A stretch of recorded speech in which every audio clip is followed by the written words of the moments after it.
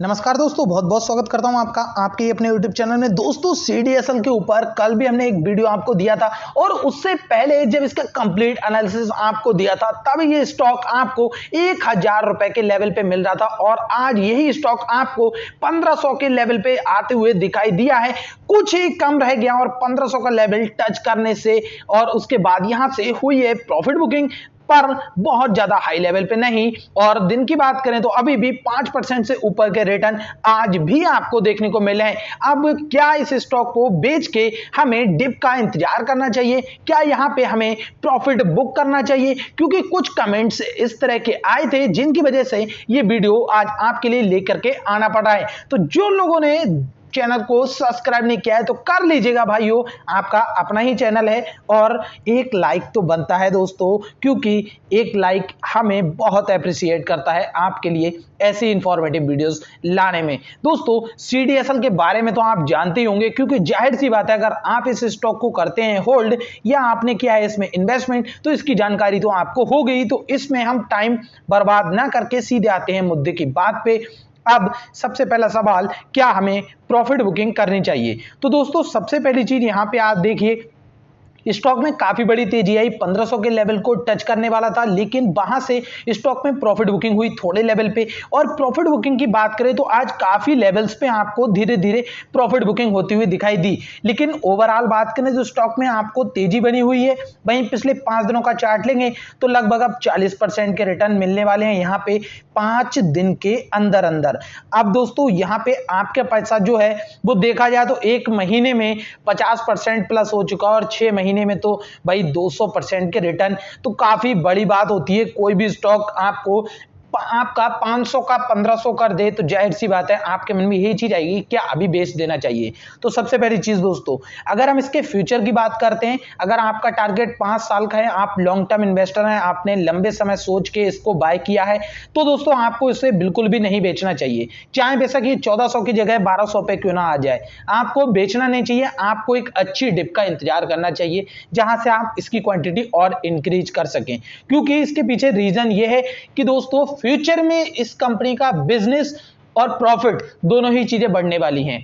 क्योंकि आप ये तो जानते होंगे, जितने नए लोग मार्केट में आएंगे, जितनी नई कंपनियां मार्केट में आएंगी, उतना ही ज्यादा फायदा CDSL का होने वाला है। तो इस हिसाब से फ्यूचर तो इसका बहुत ही ज्यादा ब्राइट है, आप जितना चाहें उतना माल इसका होल्ड कर सकते हैं। लेकिन अब दोस्तों, आपके मन में अगर थोड़ी भी शंका है कि ये स्टॉक इसके नीचे आएगा तो हम अपना 100 रुपए का भी गैप का अंतर क्यों रखें? तो दोस्तों, ये चीज अगर आप सोचे तो पिछले 5-6 दिनों में आप ये चीज सोचेंगे तो हर लेवल पे आपके मन में यही चीज आएगी, यहां बेच लें, यहां बेच लें, यहां बेच लें, यहां बेचें, यहां बेचें, कहां बेचें? तो दोस्तों, अगर बात करें इसे बेचने की तो 1500 का लेवल एक बेस्ट लेवल है, यहां से आप अपना प्रॉफिट बुक कर सकते हैं। लेकिन दोस्तों, टोटल स्टॉक आपको नहीं बेचना है। अगर आप लॉन्ग टर्म इन्वेस्टर हैं तब तो आपको बिल्कुल नहीं बेचना है, क्योंकि 5 साल के अंदर ये स्टॉक 1500 की जगह आपको 10,000 के लेवल पे मिलेगा। तब आप यही सोचेंगे, काश मैंने उस दिन इसे सेल नहीं किया होता, क्योंकि कंपनी बहुत ही अच्छी है।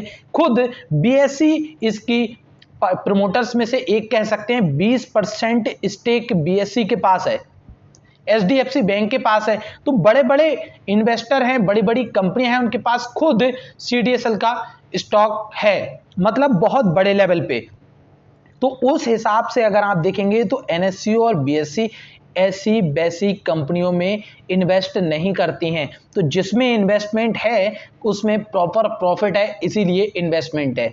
बड़ी बड़ी बैंक्स ने इसमें इन्वेस्टमेंट इसीलिए कर रखा है। तो आप भी अगर इस फ्यूचर ग्रोथ के हिसाब से आपने इसमें इन्वेस्ट किया है तो आपको बिल्कुल प्रॉफिट बुक नहीं करना चाहिए। और अगर आप शॉर्ट टर्म इन्वेस्टर हैं तो जरूर आपको प्रॉफिट यहां पे बुक कर लेना चाहिए। अब जो लॉन्ग टर्म इन्वेस्टर हैं उनके पास मान लीजिए 100 शेयर हैं और आपने अगर 500 के प्राइस से खरीद रखा है तो जाहिर सी बात है पैसा आपका 2 गुने से ज्यादा, 3 गुना तो हो ही चुका है। तो 3 गुना पैसा हो चुका है। तो आप ऐसा कर सकते हैं, अगर आपको लगता है बाद में ये डिप में आपको अच्छे में मिलेगा तो आप अपना 50% प्रॉफिट बुक कर सकते हैं। बाकी अपनी क्वांटिटी याद रखिएगा, जितना पैसा निकाला है वो भी याद रखिएगा और सेम क्वांटिटी कम से कम आपको बाय करनी है बाद में डिप में, और जो आपने प्रॉफिट कमाया है उससे भी आप इसमें और भी क्वांटिटी अपनी इंक्रीज कर सकते हैं। लेकिन दोस्तों वहां पे एक चीज आपके मन में हमेशा रहेगी, जब भी आप कभी अपना पोर्टफोलियो देखेंगे तब आपकी वहां पे बाइंग प्राइस मान लीजिए 1200 दिखाता होगा, लेकिन अगर आप 500 रुपए से इन्वेस्टेड हैं और आप लॉन्ग टर्म में अपना पोर्टफोलियो देखेंगे तब आपका पैसा जिस ग्रोथ के हिसाब से बढ़ता हुआ दिखेगा और जिस लेवल के हिसाब से आपको वो पोर्टफोलियो देखते हुए अच्छा लगेगा, वो फीलिंग ही अलग होती है एक लॉन्ग टर्म इन्वेस्टर की। तो देखिए, कंफ्यूज मत होइए कि आप लॉन्ग टर्म इन्वेस्टर हैं या शॉर्ट टर्म इन्वेस्टर हैं। जो शॉर्ट टर्म इन्वेस्टर हैं उनके लिए तो सोचने की बात ही नहीं है, उन्हें तो अपना प्रॉफिट बुक करना ही चाहिए, क्योंकि भाई आप अगर स्विंग ट्रेडिंग भी कर रहे हैं तो 5 दिनों के अंदर और कितना प्रॉफिट लेंगे, 40% का प्रॉफिट मिल गया है, आपको बुक करना चाहिए। और अगर आप लॉन्ग टर्म इन्वेस्टर है तो आपको फर्क नहीं पड़ना चाहिए, आपको सिर्फ खुश होना चाहिए कि भाई हमने एक अच्छा स्टॉक चूज किया था, बहुत अच्छी कंपनी है जो आज टॉप लेवल की तरफ भाग रही है। और आने वाले फ्यूचर के टाइम पे देखिए कंपनियां एक से एक मार्केट में अब इन्वेस्ट होना चाह रही हैं, लिस्ट होना चाह रही हैं, पब्लिक का पैसा अपने पास लाना चाह रही हैं और इसका सीधा सीधा फायदा सीडीएसएल को होगा। जितनी ज्यादा आप ट्रेडिंग करेंगे, खासकर स्विंग ट्रेडिंग में सीडीएसएल को बहुत फायदा है। सिंपल भाषा में ये कि मान लीजिए आप हैं ए और ये है बी, आपने स्विंग ट्रेडिंग में 100 शेयर बाय किए थे आज की तारीख में, मान लीजिए 1 तारीख में, और आपने 5 तारीख में बी को ये बेच दिए 100 शेयर, अब इसने बाय कर लिए। अब अगले 5-10 दिनों में ये फिर बेचेगा किसी को, सी को बेच दिए। तो ये ऐसे ही स्विंग ट्रेडिंग में सबसे ज्यादा फायदा, क्योंकि ये शेयर पहले सीडीएसएल में क्रेडिट होंगे, बाद में ये निकलेंगे, दोनों तरह से चार्ज उसे मिलने वाला है।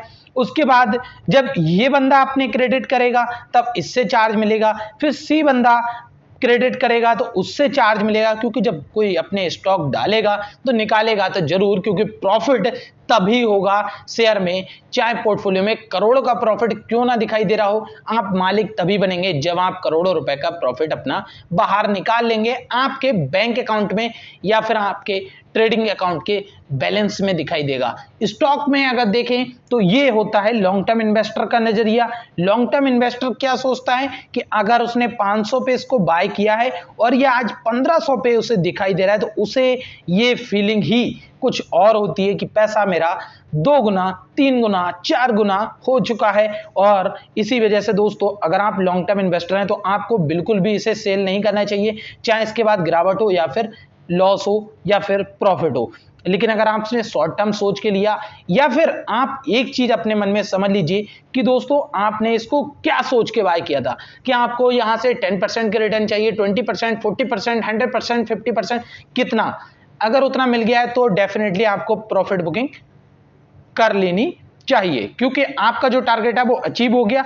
जब भी कोई टारगेट अचीव हो जाता है तो आपको प्रॉफिट बुक करना चाहिए दोस्तों। और देखेंगे तो लगातार प्रॉफिट बुकिंग इसमें अब आपको होती हुई दिखाई दे रही है। स्टॉक में चार्ट भी आप देख रहे हैं, क्योंकि यही रीजन है कि बहुत से लोगों को अब इसकी बात करें तो ये अब महंगा दिखाई दे रहा है। तो वास्तव में दोस्तों महंगा तो इस समय है, और बाइंग की सलाह इसमें इस समय नहीं है, चाहे बेशक ये 2000 क्यों ना हो जाए, क्योंकि अगर आप बहुत बड़े रिस्की ट्रेडर हैं तो बिल्कुल बाई कीजिए और एक अच्छी डिप का इंतजार कीजिए, उसके बाद एवरेज कीजिए। बाकी दोस्तों अगर वीडियो पसंद आई तो लाइक कीजिए, चैनल को सब्सक्राइब कीजिए, कमेंट में अपनी राय जरूर दीजिए।